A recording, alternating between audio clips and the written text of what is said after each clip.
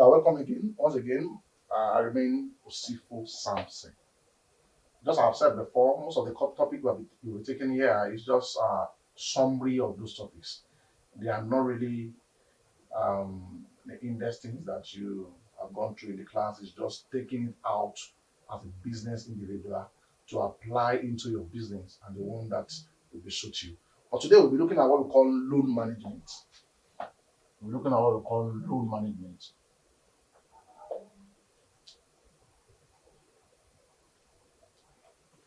Now, I've told you before, or I've said before, that the word management is effectively utilization of resources. Now we are applying loan to it now. Means effectively utilization of loan or facilities of banks. Now, primarily, many people believe that they can handle the issue of loan or facility. I can tell you today that if you are not a core professional, it is very difficult for an individual to handle the issue of loan. However, with just this little analysis, you should be able to handle one or two things when it comes into loan. Literally meaning, they will say loan is a facility given to a bank to a customer. That is what the literally meaning means. Now, they will also tell you that types of loan. We have the term loan, we have the overdraft, we have the mortgage and the rest. But we are not going there now.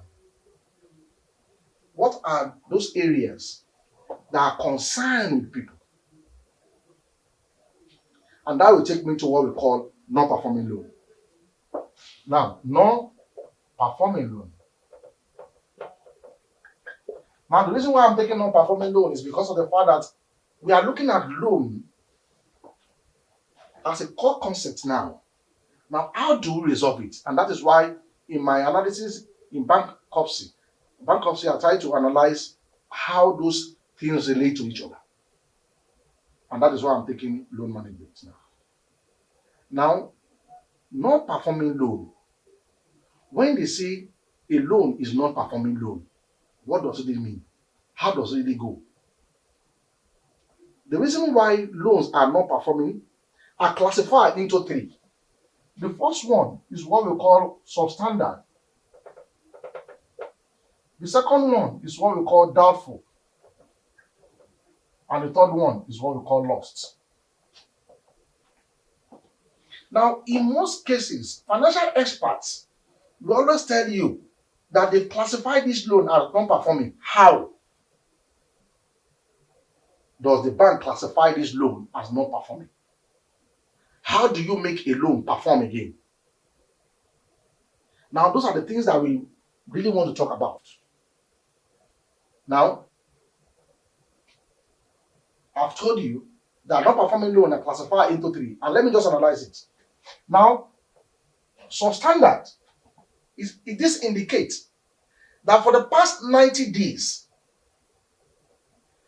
the obligor that borrowed the loan, means the customer that borrowed the loan from the bank, has refused to pay interest and the principal of that loan for 90 days. That makes it substandard.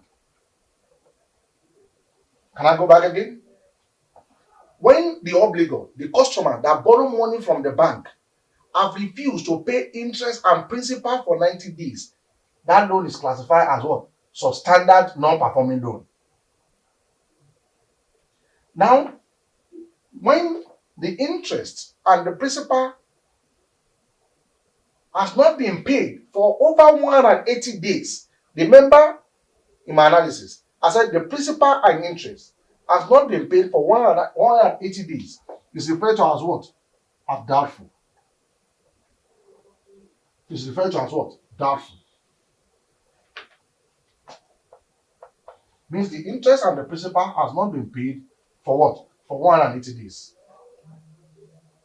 So once the interest and principal has not been paid for 180 days, it's already classified as non-performing. Now, since it has classified as non-performing, what kind of non-performing is this? Those are the things I want you to know. So that if you meet an expert, he's telling you the loan is not performing, ask the expert, what kind of non-performing loan is this? And how can I resolve this non-performing loan from the bank? Now, the third one is lost. He has refused to pay principal and interest for 360 days. This individual have refused to pay interest and principal for 360 days.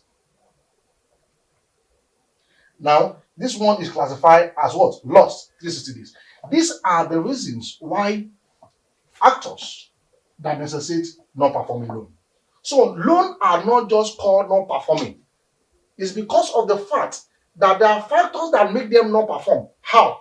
Within 90 days, you have not paid interest and principal. Within 180 days, you have not paid interest and principal. And within 360 days, you have not paid interest and principal. Now, debt issues.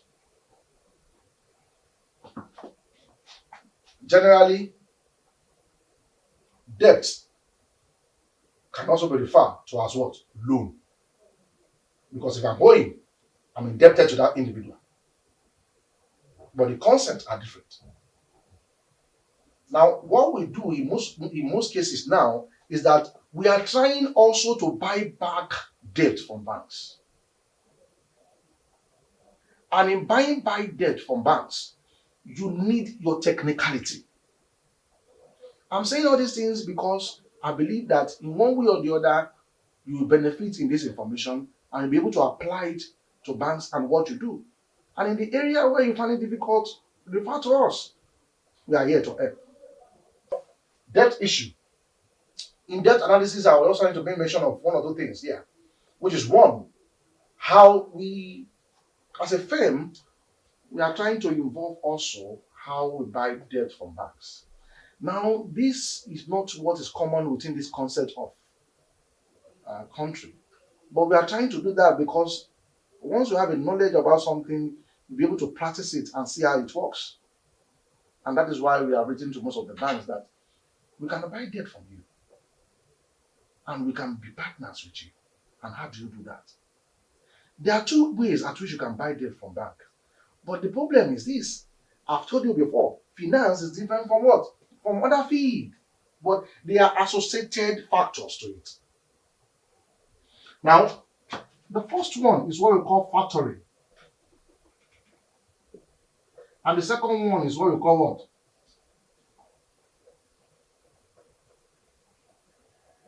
Securitization. Now, as a finance expert, you know, this is a common phenomenon when it comes into financial management. You will see factoring. Because most people that have read those two courses I made mention, accounting and economics, we always do what we call factoring. But securitization is a core finance course that if you are not a finance individual, I don't think that you will do it. Because I passed through all those courses, and that is why I'm saying that too. Factoring is just this. When a loan principal is 10 million, and you are coming to the bank to buy, they factor in, they put a factor, or they discount it with like 20%. And 20% of this is 2 million. So they sell it for you for 8 million, and you go ahead and collect 10 million from that individual. That is what factoring is talking about. They've discounted the loan for you, but you need to pay.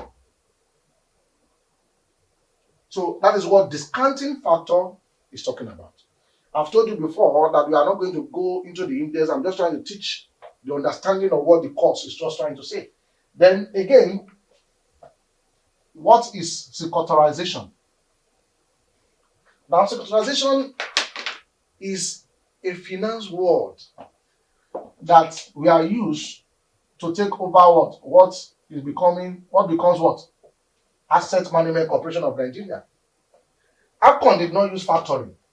What they use is securitization. And what is securitization? Very simple.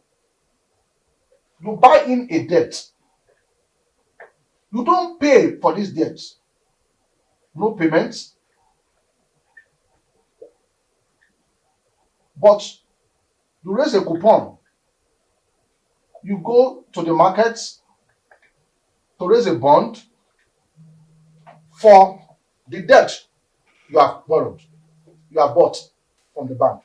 Now, it is this bond that you have raised from the bank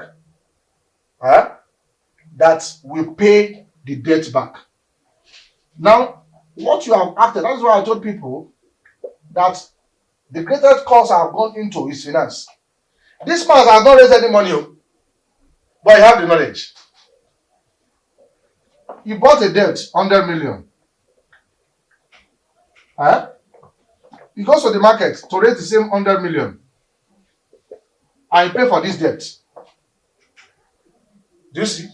But I cannot tell you that the modality of buying this is different from this. This man will just raise a bond, which are paper document, and give to this bank.